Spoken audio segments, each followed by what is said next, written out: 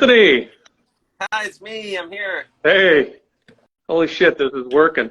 Oh, Here, kitty, kitty. I wonder if Jim heard my cat. That's Simon. oh.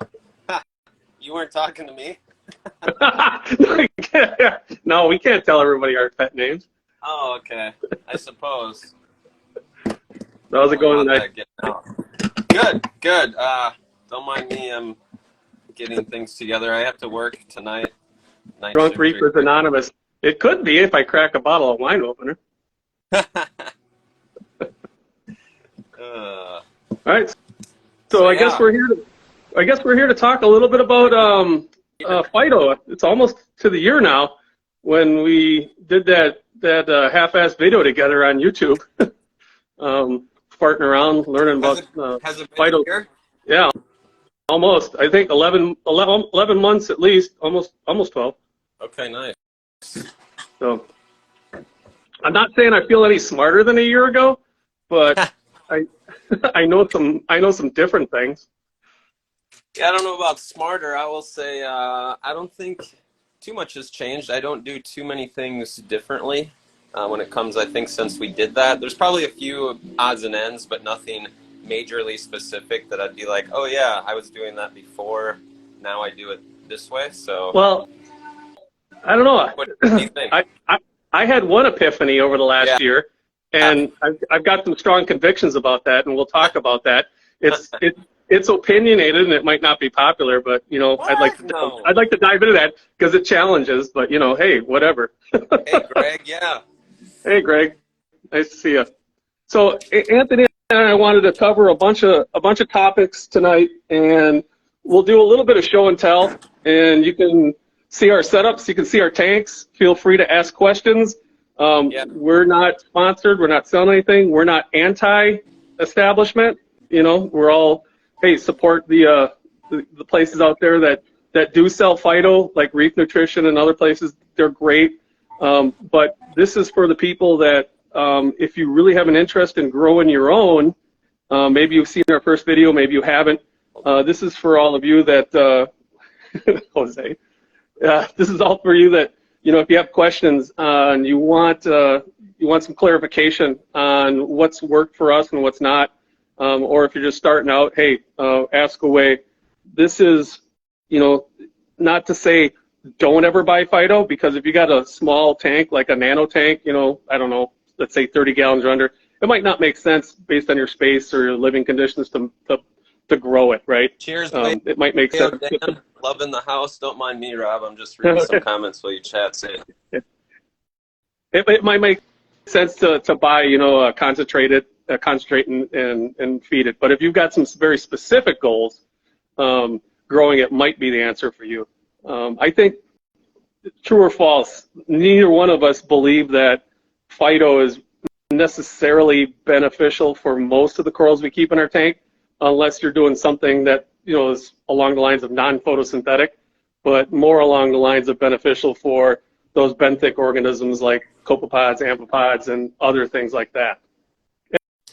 And basically, just a healthy biome. That's my opinion on it, anyways.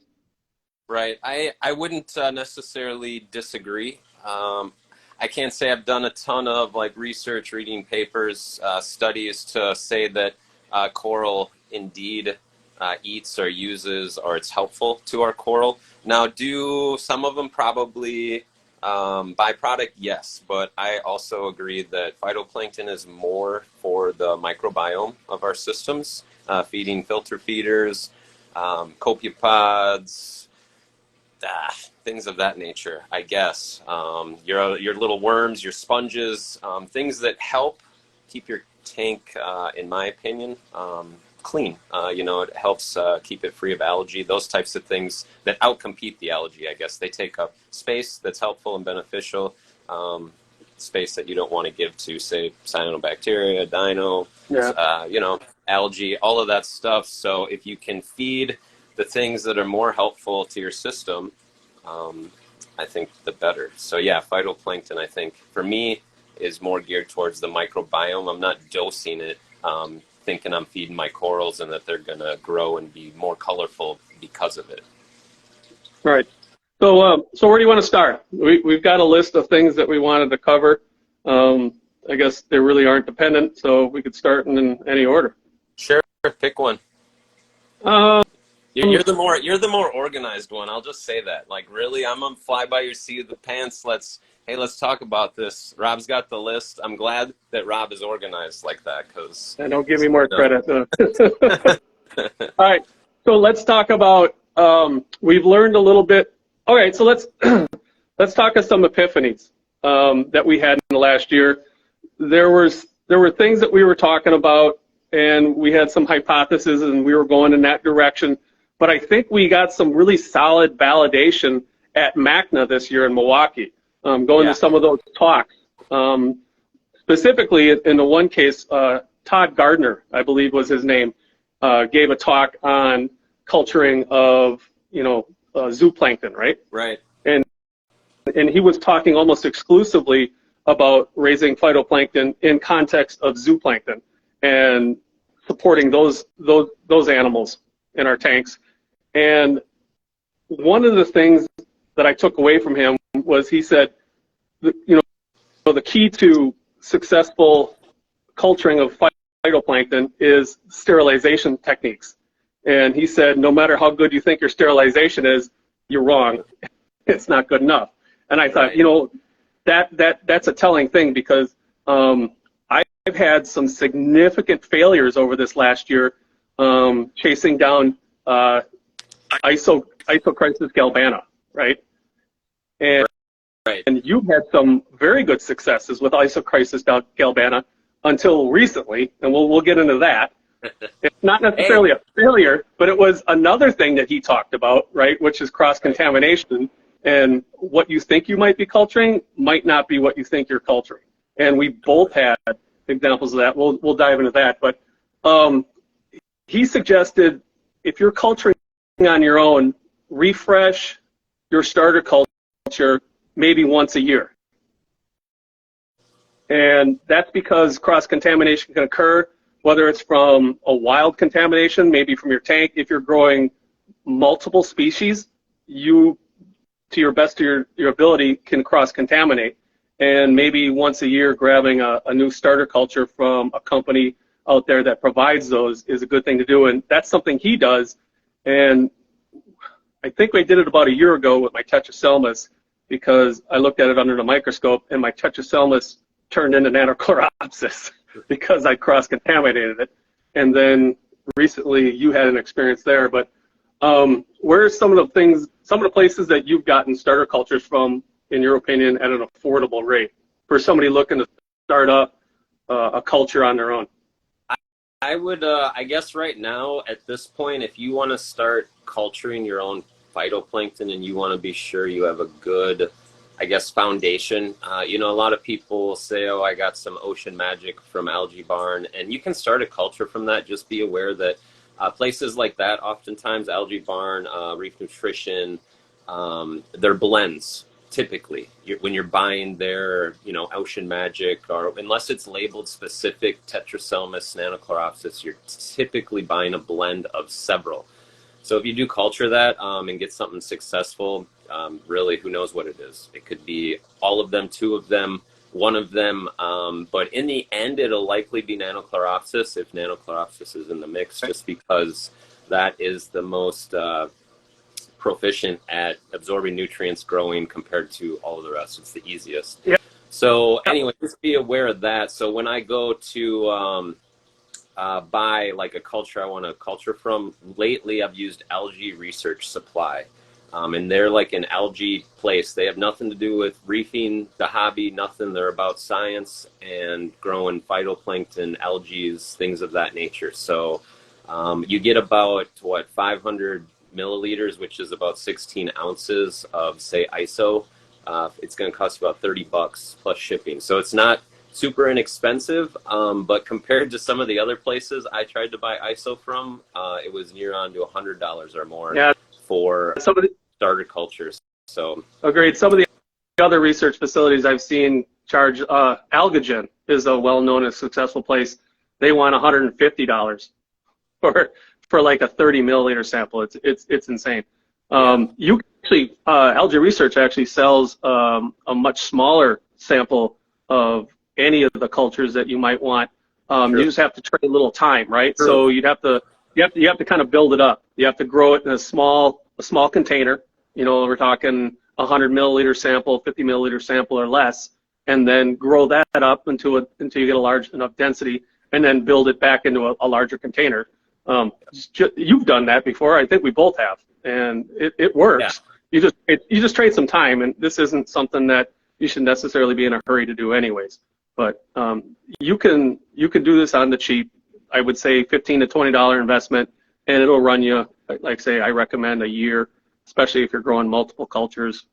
Refresh it every once in a while, and that's not going to hurt you. Another one, Florida, I think it's Florida Aqua Farms. Yeah. They also, you can get, they don't sell Isochrysis galbana, but you can get Nanochoropsis and Tetraselmis from them for sure, and even some discs that as a viable culture that lasts for 6 months. And yeah, that's right. You sell the phytoplankton. It's like phytoplankton cells in a gelatinous material that you kind of soak and then start a culture from that. And I've done that before, actually, and it worked. I was successful. Yeah, so if there's something you want to buy and store or have on hand for backup, or maybe you just don't want to deal with the media, like the watery, and just want the straight cells.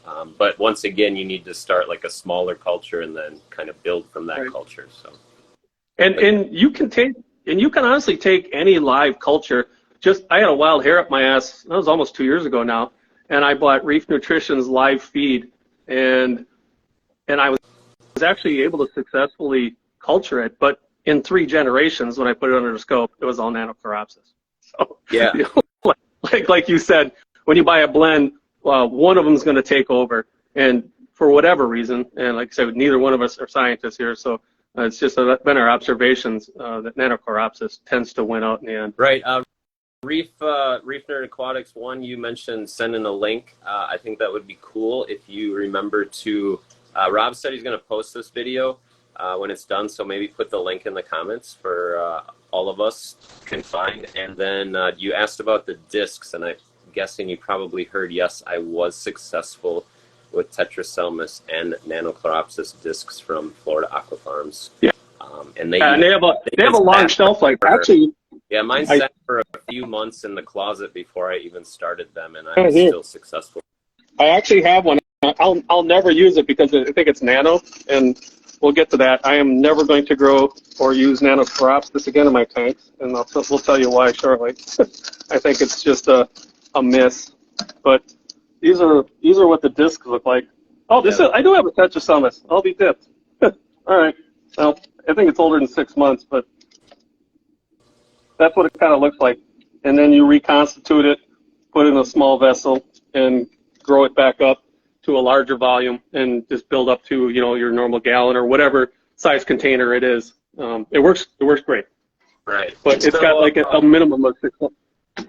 Since we're on the topic of started cultures and where to get some things, another thing I think take away from the MACNA, I guess, just over this last year, something I guess to bring up is your fertilizers. I know some people, will use, I hear it, the Miracle Grows and stuff, and so I guess every time I get an opportunity to talk to people where they might hear me, I'm going to tell you stop using Miracle Grow or any other junk like that to culture phytoplankton. It may work, yes, but think of what you're putting in your tank.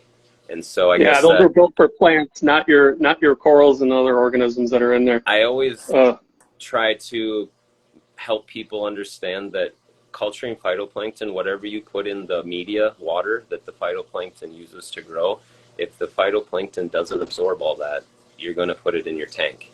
And so I don't know about you, but I'm not wanting to put Miracle Grow or any other odds and ends fertilizers that weren't designed to grow phytoplankton into my tank. So that's right. If you want to do that, that's up to you. But hearing it from Todd Gardner, a guy that's not a reefer, he's not a vendor, he's not like in the hobby, quote unquote. He's just a aquaculture guy that like makes feed and things to grow fish. So if he's telling us that, I just think it's wisdom. you know, despite like what might be cheap or what you think you can do. There's just sometimes wisdom is wisdom, and you should follow it.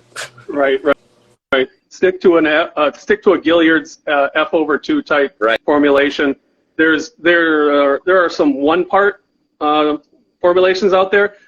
I've read more supporting evidence that the two-part might be a little bit more effective, as some of the trace elements, you know, when they're kept separately, are less likely to precipitate. Although for some reason that seems a lot harder to find. The one part seems to be a lot more predominant, at least from the channels that I've looked for. I'm working on some communications with Algagen.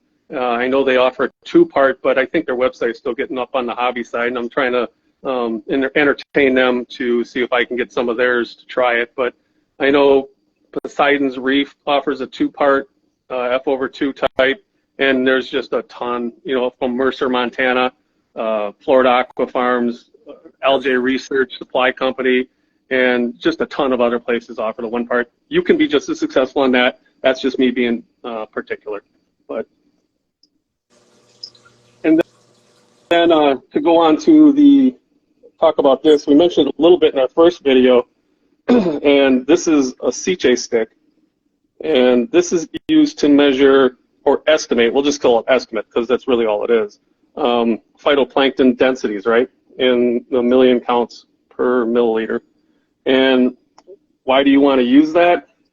Like Anthony mentioned before, you don't want to dump free-form nitrates and phosphates into your tank, you know, especially if you're trying to keep a target, you know, nutrient level as it is. You'd rather have that fully absorbed into the phytoplankton that grows off of that. And it's not like you need to perpetually measure your phytoplankton density. What you're seeking to do based off of once you establish a recipe, in that, you know, by volume, by species, by salinity, temperature, all that. Once you got a recipe down, you want to find that plateau. And the plateau is where that culture stops expanding and growing. And then you're going to find that the density stops increasing over time. Eventually, if you let it go long enough, it'll crash due to lack of nutrients. But that plateau is your indicator of, hey, it's absorbed all the available nutrients and nitrates and phosphates. So you'd rather dump that in your tank, you know, encapsulated in that phytoplankton, than just free-form nutrients, and to get the best bang in your buck, or at least minimize increasing nutrients in your tank.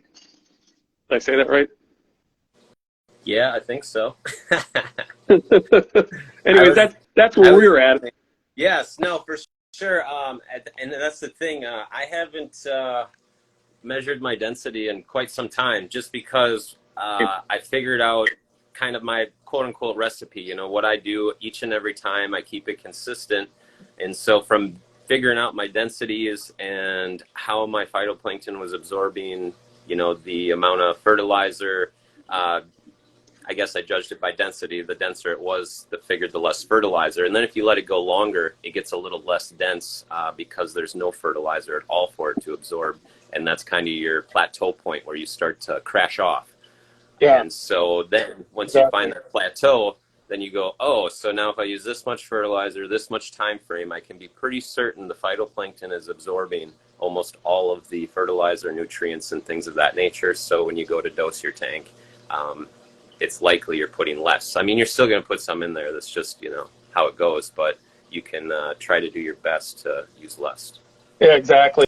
And these sticks, I think this cost me all of like $8. So I mean, it was well worth it.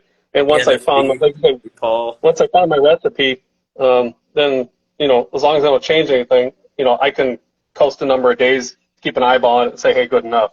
So right now we got a 3.5 millimeter or centimeter depth. You go to when you can't see the white dot anymore, and then they provide you a cross-reference chart. Yep. And it tells you the approximate density based off of the particular species that you're running. And then there's a sweet spot you can go for. It's just choice. Because it gives you, I guess, a number. It's, you know, it's not completely accurate, but it gives you something to go off. No, right. The color isn't always your best indicator. Just because it's a dark green doesn't necessarily mean it's like dense phytoplankton because your lighting could be, different. I don't know. So, color's a good indicator. Obviously, if it's a light green compared to a dark green, it's probably going to be a little denser. But in the terms of figuring out, your fertilizer plateau and all of that, it's just a cool Color isn't helpful at all. It's hey, have I gone 2 to 3 days and my cultures maintain that same level of density? Okay, there's an indicator that maybe you've absorbed all the nutrients that you put in there via the fertilizer and whatnot. Right. And so I mean, some of you new here, some of you, I think you've been, watching what Rob and I got going on for a while now. This is something we've experimented, doing this. I've let cultures crash on purpose, trying to figure out plateaus and things of that nature. So, I guess we're not feeding you a line of BS. We definitely have a little experience. Not that we're experts, but I don't know. I think to me, at least, I guess I speak experience matters. If somebody's been doing something, maybe they can be helpful. And that's what we want to be, is helpful. Right. And if anybody out there has been doing it, a while, hey, reach out, because we don't know everything. We know we don't know everything. So if there's some things that hey, engage with us. We're always wanting to figure stuff out better, and maybe we've got some presumptions that are a little bit off, and we've drawn some incorrect conclusions. But we've both been making some phyto for a while, and certainly know what success and failure looks like. Real quick, so talk about this. What? That's isocrisis, man. At one time, right? Right. So tell this story. I mean, isocrisis galbana, for those of you who don't know, is typically a golden brown algae. Here. It looks very unlike Tetraselmis or Nanocropsis, which is a typical green. They can be smart. There you go. See, so you can see here, I have two going. Tetraselmis, that's the nice green, and then isocrisis, which is kind of golden. But if at least I can see it in my camera, you can almost see a tinge of green near the bottom, and it's not necessarily the reflection of the other one.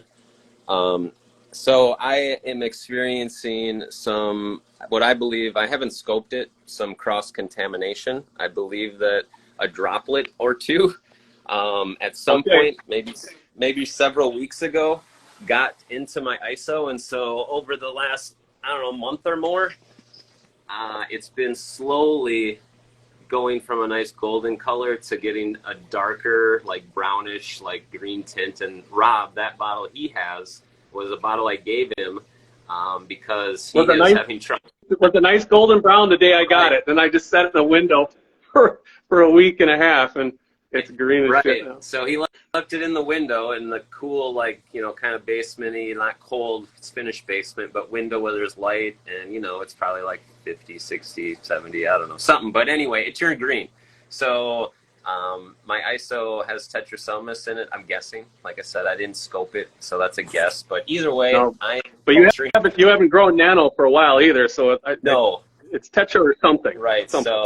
So I'm culturing a mix right now, but thankfully we put in an order for new starter cultures just this last week. So I have brand new starts coming of Tetraselmis and isocrisis. So the ISO actually, that culture is going on 8 months, I think, from the time I started the first one to now, when I'm seeing some contamination of cross favors. Yeah, and I've gotten it from you many times, and none of it's done that until most recently, because Anthony's really good at growing isocrisis galbana. I can't grow it to save my ass. I just have constant crashes. Or recently, if I was able to restart a starter culture from him, it just went green, and that was our indicator that, hey, something shifted over time. But that's right. The same thing literally happened to me when it shifted from nano to tetra. So that's why we're restarting. And then we just shared the shipping costs and ordered an amount that worked for us, and then we're just splitting the bottles down the middle. So any way to save a buck, that works for us for sure. But yeah, keep in mind, if you're going to do this, if you're doing multiple cultures, we don't know if it was from aerosol transmission or from just whatever. These things happen. So even some of the experts are doing that. Go ahead.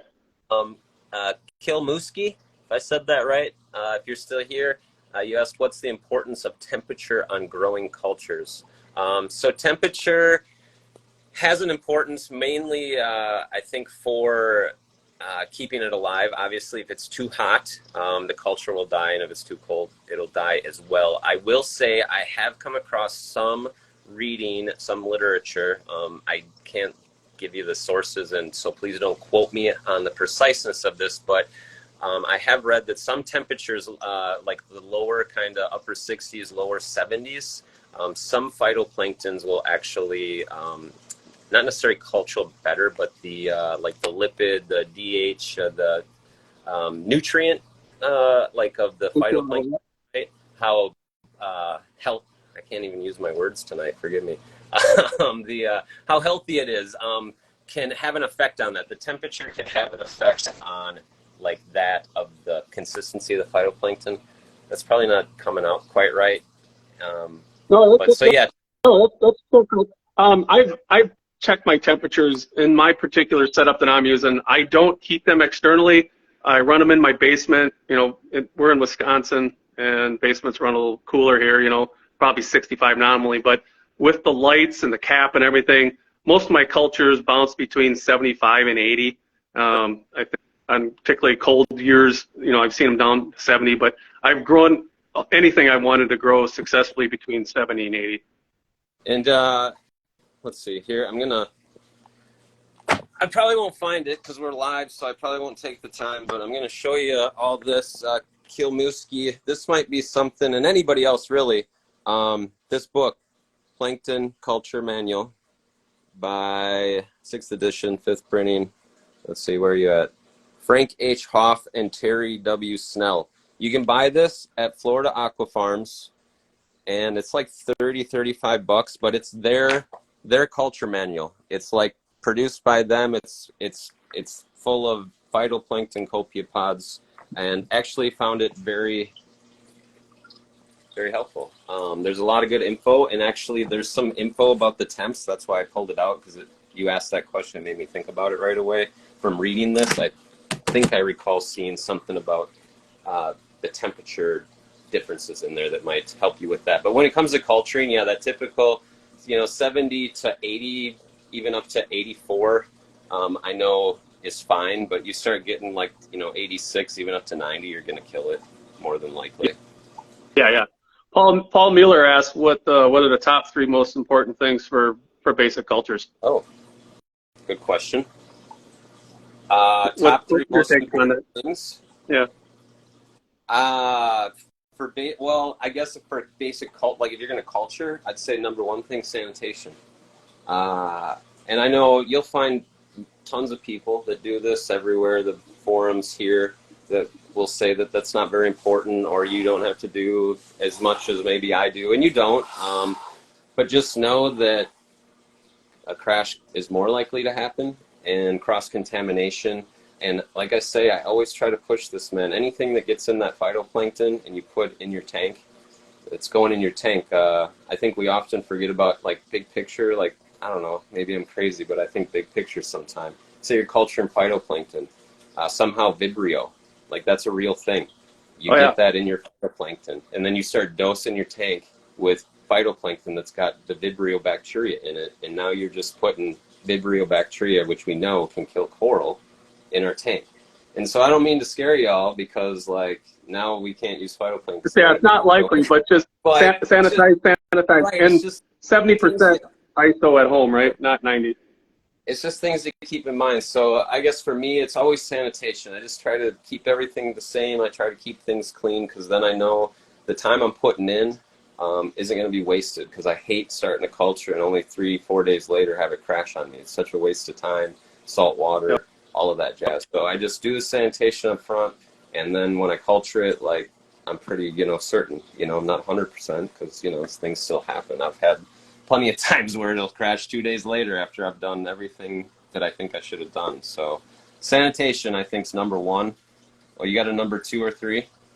Number 2, I like to keep my salinity a little more on the low end, because even though you're typically in a closed container, to maintain positive pressure, you've got an air vent. And believe it or not, over a week, 10 days, you will get evaporation out of your container. That's just going to drive your salinity up. So I typically am running 1.02 to 1.023 tops, assuming that I'm going to increase some salinity along the ways. I'm not saying that's a make or break, but it's just something to think about. Right.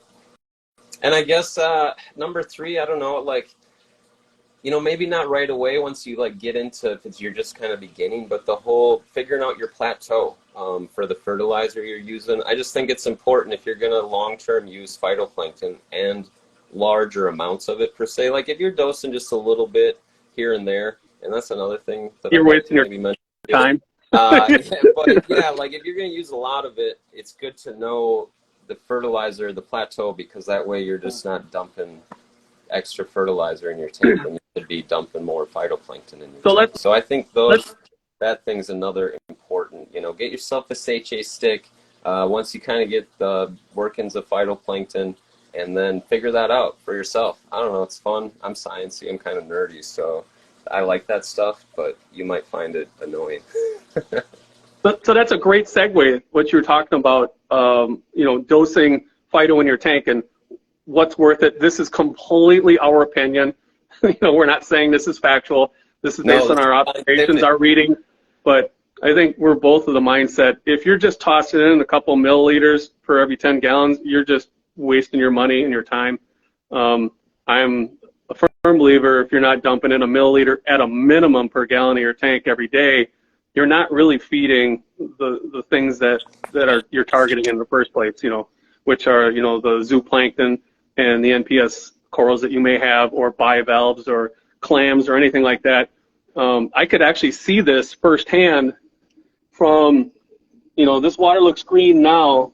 I just refilled this with phytoplankton today. This is my copepod culture, by the way. It looks almost like my phytoplankton, but it's not. This will go pretty clear in a day or two, sometimes 3, depending. Pods can eat a lot of phytoplankton, and I just watched that just from watching it. Now, some does settle in, so I can see the difference of what's settling into the bottom of the jar and what's not. But if you think about it, I don't want to quote anything, but I read some articles on what the average density of phytoplankton is in a given volume of salt water in the ocean, and it's pretty high. So I'm dumping right now 2 milliliters per gallon in my tank. So at a 200-gallon system, I'm dumping 400 milliliters of phyto a day into my tank.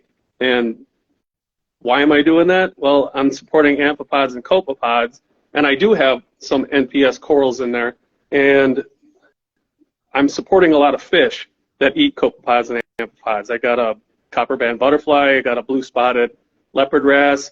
I've got a mandarin that I've never witnessed eating food that I've fed the tank ever, because he's always hiding in the rocks, but yet every time I see him, he's getting fatter and fatter. Right. So yeah, no, you made a good point. You beat me to it. I was going to say the whole copepods. I showed my little culture there. You can kind of see like yours. It's thick green. Like I feed these guys a couple hundred mils of my phytoplankton daily. If I don't, the water clears out, and the culture, it'll survive, but it just won't do as well. So to the point of feeding our tanks phytoplankton, yeah, I think if you're not going to do I don't know, I call it substantial, because I think we've all been told that, like, like we use 10 mils for 50, 75 gallons, once a day or maybe every other day, like, just things like that. I can't say I know all the dosing instructions, from people, the vendors or whatever. And actually, I'm quite curious, like, where did they even get the numbers for these dosing instructions? Is it arbitrary? They make it up. Let's just take a guess. Like, how did they determine it? Because think how many ways they can get ripped out of your tank, between skimmers, socks, settling. Yeah. I mean, they're not getting everything you dump in, whatever eats it.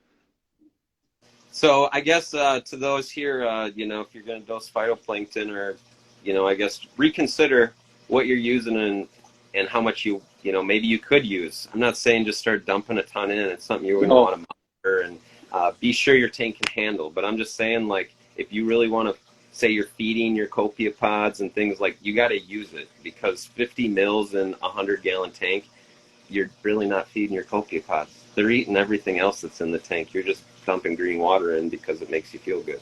It's just basically.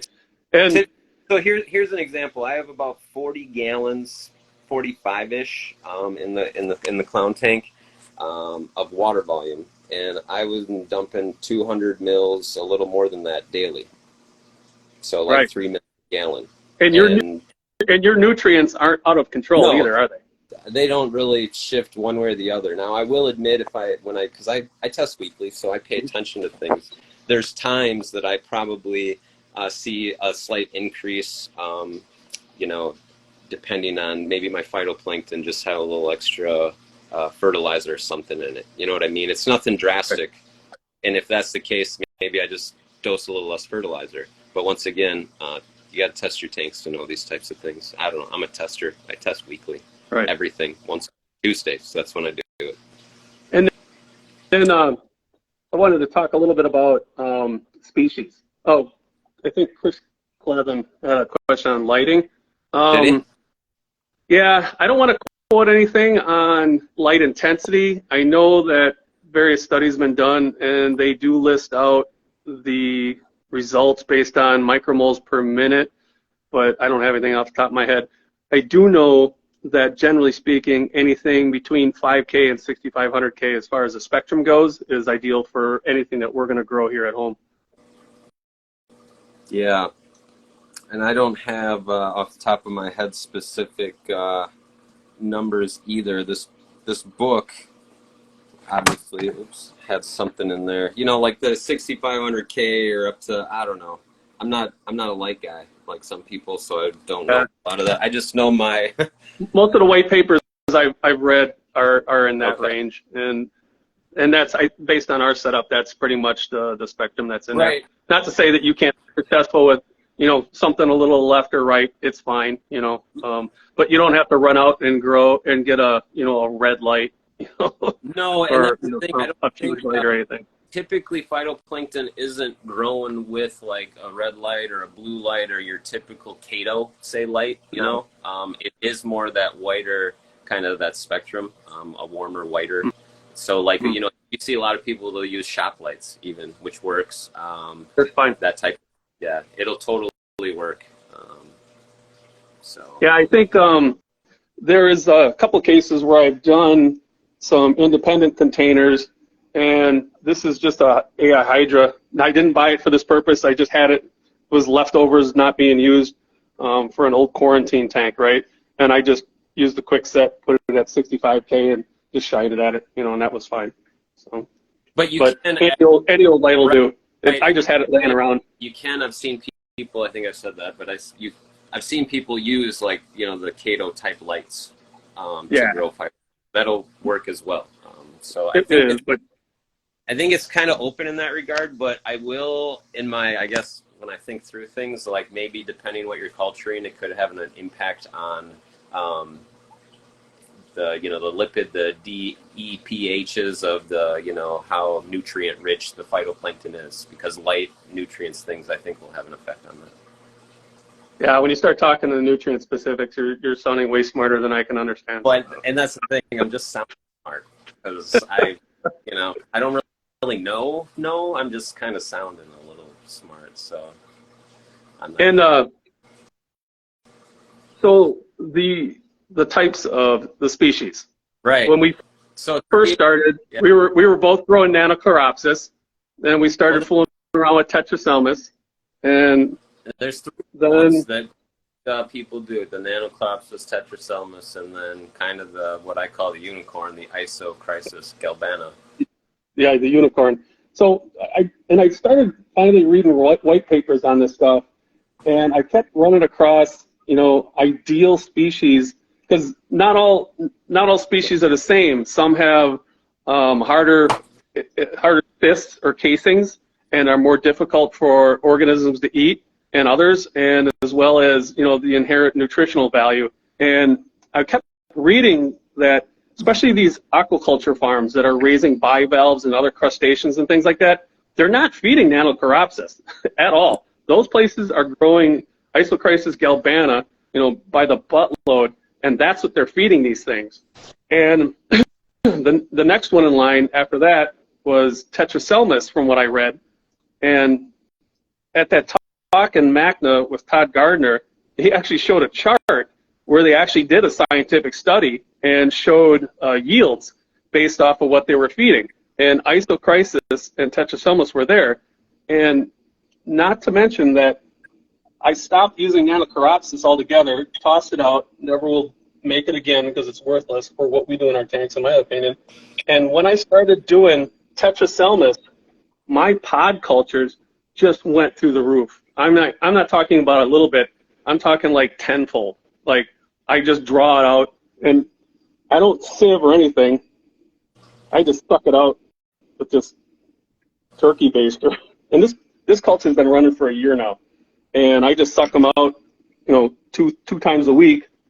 And then if I don't want to draw, because I just look and see how the population is, I'll just draw at the top if I just want to replenish the phytoplankton. But it's crazy, the density of pods that I'm getting now that I've stopped feeding them Nanochoropsis, because they don't do well on it. They can survive on it, but they're not going to thrive. Right. They will thrive on ISO and Tetra, though. And I've seen it firsthand. I mean, I tried and failed many times with copepods, and it wasn't until I started consistently feeding them Tetra and ISO that they've taken off. And I've been lackadaisical about it, and they just thrive.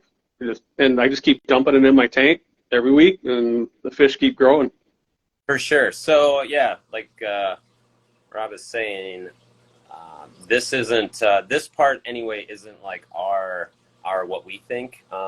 Nanochloropsis does have a harder shell. That is very true, and it make it difficult for copepods to eat and digest them, and so that also is true. I know all the species that works for and how that. No, can't say I know all of that, but it is true, and so there are and reports that using Tetraselmis and Isochrysis combined will give you the best yields for culturing copepods because it is suitable and digestible to them. And with that being said, then, Rob mentioned he doesn't culture Nanochoropsis anymore. I don't culture Nanochoropsis anymore either. Waste of money. And so here's cash grab. Here's it's a cash grab. Yeah, and hear what we have to say, and it might be a little controversial because Nanochoropsis is like the cash cow of the reefing community, selling you green water. It's the easiest. Yeah, I mean, there's nutrition in it, but like I said, I think for what eats it in your tank, there's far better. And this isn't like, if you're going to buy it or grow it, why would you want to put the least optimal thing in your tank for what's going to eat it? Exactly. And so, obviously, I mean, whether it's money, time, or space, or whatever, why waste your time on it? Right. Obviously, Nanochoropsis has its place in nature, in the ocean, and all of it. But in our systems, I really don't think it has much of a place when you consider there's better options, such as Tetraselmis. Right. It's not saying it's worthless, but it's worth less. So, I mean, if you're going to... And the thing that we found is that Tetraselmis isn't harder to grow than Nanochoropsis. No. Now, it would be one thing to say, like, ISO, that's hard. I mean, I suck at it. Anthony's good at it. But it is undeniably more temperamental and prone to issues with sterilization than the other two. Yeah. And some people are really good, have good success with it, and others don't. I'm still trying to figure out what my Achilles heel is on that, and I haven't yet, but I'm not quitting on it, but we're splitting a new culture, and I'm trying different techniques. So sooner or later, I'll sort it out. See what happens. And so yeah, keep that in mind. 12 viewers that we have. Thank you. It's cool that you standing room only. Yeah. But no, like if you're gonna dose phytoplankton, like keep in mind, like dose what's gonna be the most beneficial for your system. Like don't waste the dose. And so I would suggest, I think Rob would suggest, Tetraselmis, Isochrysis, skip the Nanochoropsis. I mean, if it comes in the blend, so be it, whatever, if you're getting a blend, if you're going to buy your own. But yeah, if you're buying it, don't buy Nano. Just buy Tetra, buy a blend, I guess, buy ISO. If you're going to culture, start I think you just start out yeah, with Tetra, or if you want to practice and you have access to some right. nanocropsis, I mean, grow that, throw it in your tank, fine. Don't expect miracles from it, but then when you get your comfort level, or you've got your feet wet and you're like, hey, I feel successful with this, then just walk away from it and use the Tetraselmis. And once you have a comfort level with that, then the next step is Isochrysis galbana. And that pretty much is the holy grail for anything in our tanks that's gonna eat it. Whether you got clams, bivalves, any of the zooplankton or non-photosynthetic corals that you have. Right. And yeah, don't hear me say like Rob said, nanoclopsis is no good. You should throw it out. Like, go get We're just making a point. wait out on it, But really, like, I mean, I just think it's I don't know, the sneaky, like, nobody really knows because somebody started selling phytoplankton at one time, and they just started selling it, and people thought it was great, and so then it's nanochloropsis, and then now we find out there's other options. It's so easy to grow, so easy to sell. Like, I think it's just become like the thing that people take for granted, and they don't consider or question that there might be something better. Let's look at that instead of just blindly buying green water. Right. And again, make the decision based on your tank and your goals. Sometimes it's smart to just buy it. It's great. We're not saying don't, but think about, why am I dosing it? Not the general purpose. Oh, throw this magic elixir in my tank and I think it's all going to be great. Sure, they opened up corals and found phytoplankton cells in there, but there's still, I don't think there's any definitive research that says all corals will digest phytoplankton. Certainly the non-photosynthetic ones will, but we're dosing it for our biome, and exactly to and I believe a healthy biome has got copepods and amphipods and anything else that'll take advantage of it, and which feeds your fish. And of course, if you have clams in your tank, that'll take advantage of it as well. Hey, are there comments still coming up? Because my comments Telegram is on here. He asked where we can get a good quality culture. Jim, we talked about that right at the beginning, and you can get good quality cultures everywhere, but there's some institutional places. Those tend to be super expensive. We're talking, $50, $100, $150 for very small quantities, like 30 milliliters or 50 milliliters. But Florida Aqua Farms has very affordable starter cultures, as well as Algae Research Supply. Both, Algae Research Supply is a non-reefing hobby type of institution that just does research for the aquaculture industry in general. Florida Aqua Farms, I think, does both. Right. Yeah, those are the two I'd recommend if you're want to start a culture. There's obviously a lot of the reefing vendors or people out there you can get them from, or maybe you got somebody near you that's already culturing. Go ahead and get something from them.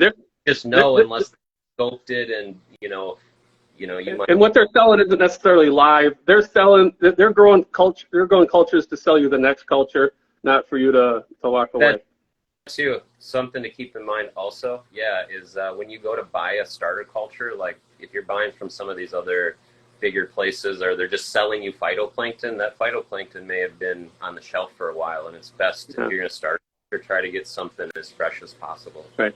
Usually when I harvest a batch, I'll throw 16 ounces into a container, throw it in the fridge for my next one, just in case.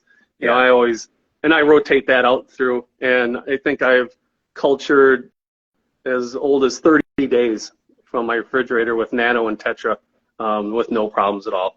And then of course, you can, when you harvest, you can just save a little bit aside and restart your next one.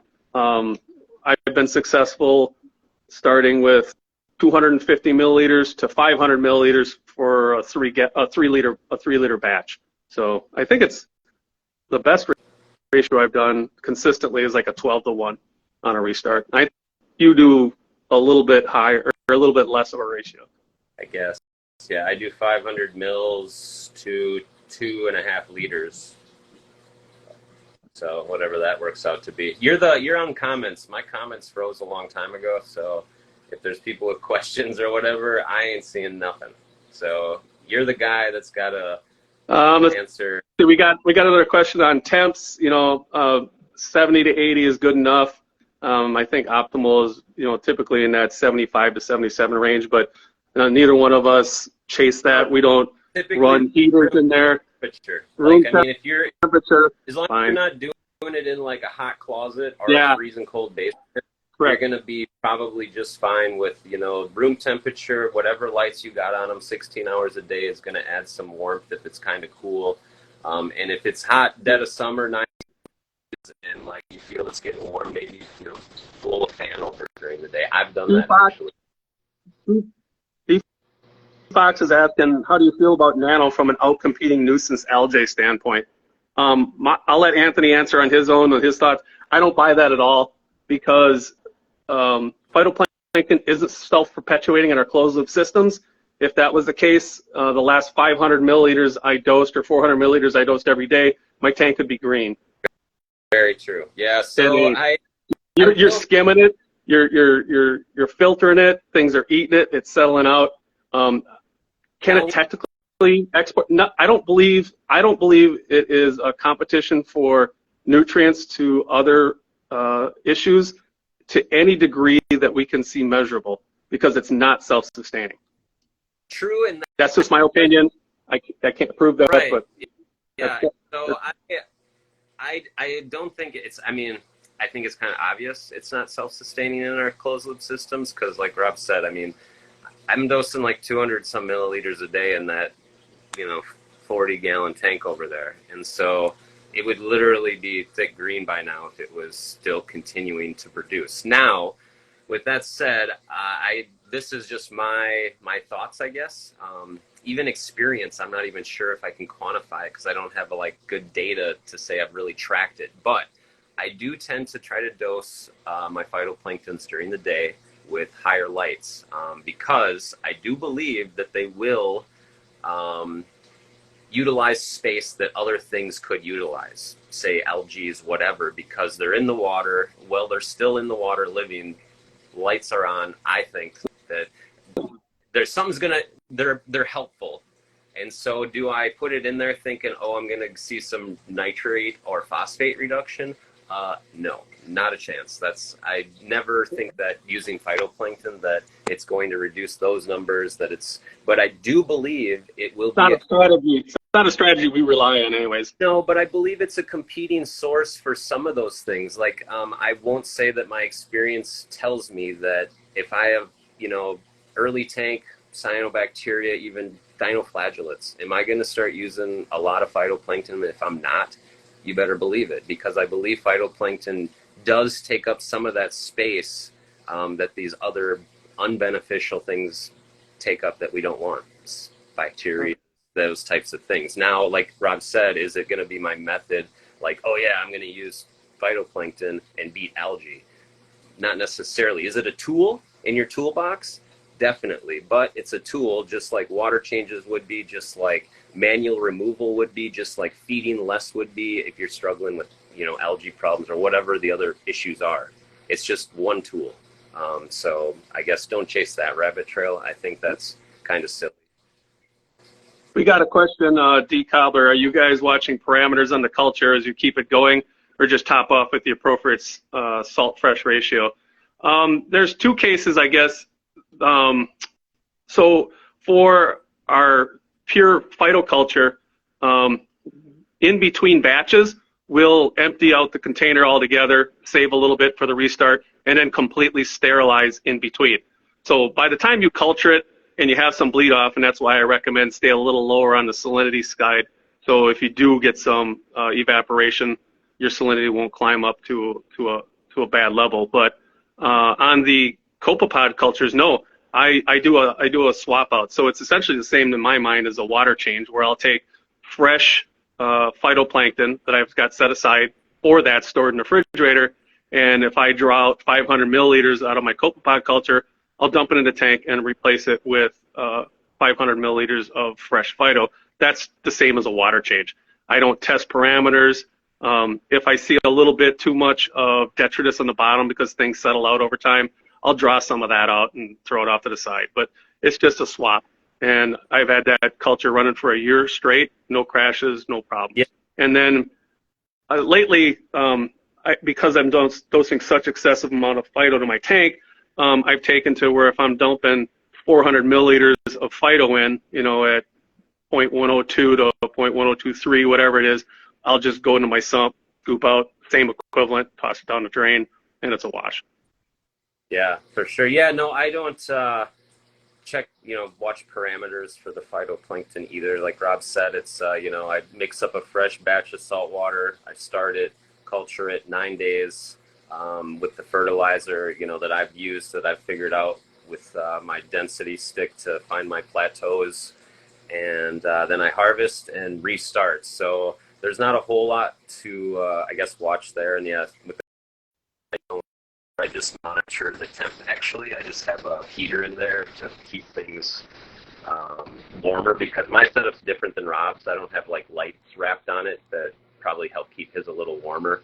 Mine otherwise will get a little cool, in my opinion. I find that they get better at that, 74 to 78 range. So I try to keep that I monitor, but when it comes to the others, I don't. Like Rob, I just draw out a bunch of water and replace it with fresh phytoplankton, so it's essentially a water change. The only thing for copepods is you're really going to want to watch out is that ammonia. I mean, if your water gets too dirty, gets up to ammonia, you'll kill your cultures. Otherwise, nitrate, phosphate isn't really an issue for copepods. It's more the ammonia. And so, yeah.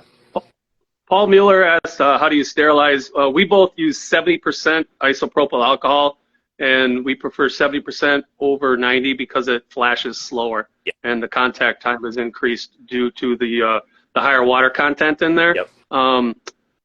I'm going to start experimenting a little bit with pasteurizing my saltwater where the isocrisis galbana is concerned, because I suck at life, and not doing that is not getting me anywhere. But I don't pasteurize or boil, in this case, whatever you want to say. Well, pasteurizing isn't boiling, but it's near. I don't do that for isocrisis or nano. I've not found that to be necessary. Those seem pretty hardy. Yeah, sorry. I just had a blank. What was the question? How do you sterilize? Great. You answered it great. I'm glad. That's why I probably went to left field. You were answering it so great. I just went like over to my tank in my mind for a minute. But yeah, no, sterilizing. Phil Mousy, he asked about suggestions on copepods. Feed the hell out of them. If you're going to grow copepods, make sure you've got a healthy phyto.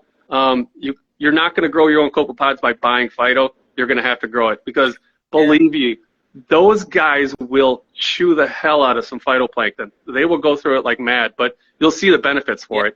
Because when I pull out 500 milliliters twice a week, it's like 3 to 4 times what you're going to buy in the store as far as density goes, and they're fresh live. Feed them and live. And that's the thing with, if you're doing phytoplankton, it's easy to do copepods, and that's, I guess, another thing why I don't monitor my copepods water like parameters, because if I live phytoplankton, it's not going to be too full of ammonia, especially when I'm pulling water out, changing like that.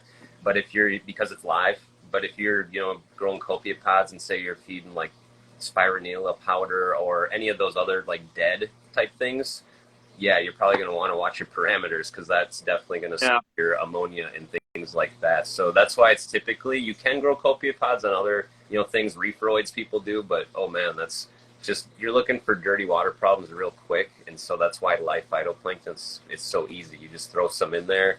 Like literally, I do nothing. I take water out, put water in, and copepods. Exactly, and I've had the same culture going again in a 1-gallon jar for a year now, and they just thrive. But I'm following that recipe. And low light. You don't need a high level of light. No. In fact, I have a light dimmer on my LEDs, and it's down to minimum. So it's real low light, super slow bubbles. There. Like I'm just using LEDs that are super dimmed. You can see like how dark my cultures are. I'd have to even get a flashlight here to see like let me get one more try. So I don't know. You can see some in there, but you can see how dirty it is in there. Yeah, that Yeah, water green. it's just full of detritus and crap down there, but it's full of copepods. Yes, super That's what low they like. count. You see the bubbles? 1, 2, Yeah, low bubble count. that's all you need. That's another key thing for real though. You don't want to stir them up because that disrupts their cycles, their egg laying ability, everything. Yeah, that was one thing that I don't know, guy on here, Little Creatures EO. He's like in Australia selling phytoplankton copepods. Some of you might follow him, but anyway, I was struck. Sean? Yeah, maybe. Yeah, and he mentioned lower the air, and I lowered the air, and it was like night and day difference from having too much air to a lot less air. Like it made me so much more successful. So really, like when you think like that thing's hardly bubbling, like that can't be helpful. Actually, less is more when it comes to air for copepods. Right, and then keep a good slow boil going on your, show your rate on your in comparison to your phyto. Like say you don't want so much where you're turning your air spout into a blowhole, like like some fucking whale in the ocean or something, because that's just aerosol transmission and a mess everywhere. But you do want a good steady roil like that. Yeah, that's bubbling real nice. And then in comparison, if I can be good with my camera, bubbles 1, 2, just super slow compared to, so there's your difference in bubble count. And another thing too, and I don't know, this is something that I'm kind of like curious, I guess maybe I'd have to experiment or something, but I also think sometimes I experience what I think is precipitation in my phytoplankton, like on my straw. Yes, thank you. Not the reason. Go finish your thoughts because I want to weigh in on it. Recently, I've been, I've always noticed it, and I kind of just always wrote it off because it never seemed to hurt my cultures. But recently, I'm just like, man, what is this? Like, does this have to do with because I'm using more air or less air, and has to do with the pH and precipitation getting on the straw, and sometimes on the glass, but it's not every time. And so it makes me wonder, like, what is it that it's doing that? Maybe Rob's got an answer because I don't. So it's abiotic precipitation from alkalinity, from carbonates. Okay. I had this genius idea. I thought, shit, why am I want to use my expensive tropic marin salt on something so stupid like phyto? Oh, I got all these buckets of Instant Ocean, right? I'm going to save money. I'm going to use Instant Ocean. That was the worst idea ever. Really? I'm not trashing the Instant Ocean, but it mixes up at super high alkalinity. And with the temperatures in there, the light, whatever's going on in there, I had such tremendous carbonate scaling going on in my jars, right? And on all the equipment, it just precipitated out, and it was a pain in the butt to clean. So if I tried scrubbing it off, I'm actually, over time, I ruined one of my jars. It scratched up so bad. And why do I care? Well, because it's hard to sterilize when you got scratches all over the place in there. That's why I like glass. Plastic works fine, but you got to change it out frequently because eventually over time you're gonna scratch it, and we all know scratches harbor things like bacteria and whatever. And so I went away from Instant Ocean, and because I would have to soak the jar in citric acid, and I didn't want to keep one out of service long enough to get it out. If I soak citric acid, it's going to eat away, and I just wipe it off with a soft sponge. That's fine, but I didn't want to take it out of service for a day. I just wanted to use it right away again, and so I stopped using that because of the high alkalinity, and it was just settling out, precipitating on the glass, and like you said, on the air rod or the RO tube and whatnot in there. See, that's good. That's I don't know, cool. Anybody watching? That's a good little tidbit to know. If you're gonna culture phytoplankton, you want to use ocean, you might. It'll grow it. Yeah, you just got to deal with that crap. Doesn't affect the growth, but to clean up later, like, because mine hasn't ever been that thick. I use like a non-scratch scrubby pad that I'm usually able to get it off. But I mean, I've noticed, I'm like, what's up with that? So yeah, I don't know. Maybe consider something I was struggling with, and I just went back to a lower alkalinity salt, and maybe I'll get a little tarnish on the RO, but then I just chuck it, between. I have extra 2 RO2 because it's so cheap. I just bleach it with my bottles, in between cycles, and just rotate stuff out. It's fine. Yeah, and that's you mentioned 90%, or sorry, 70% alcohol, correct? And I also use bleach on my jugs beforehand, my bottles. I bleach my bottles. I bleach my heater and my temp gauge and my mixing pump and my mixing bucket for Phyto. 48 hours before I do Phyto, just because I let it air dry. That way any of the chlorine or bleach, That'll neutralize, right? Yep. it will get off of there. So yeah, I bleach my mixing equipment every time. Some of y'all might think that's crazy or over the top, but I'll tell you what, I haven't had a crash in like a year. I mean, yeah, I got cross contamination right now, but I haven't had any cultures crash in like a year. And I collect phytoplankton every 9 days on the clock. So that, I think it was there something else? I don't remember. Any more questions? Else? Yeah, I think you got it covered. I think we covered it. I covered everything I wanted to talk about. Was there anything that you left on the table? I don't think so.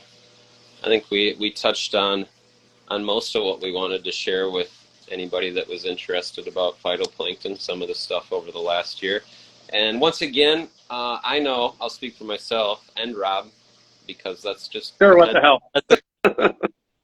We're available to you guys. Answer questions. You know, the DMs are open.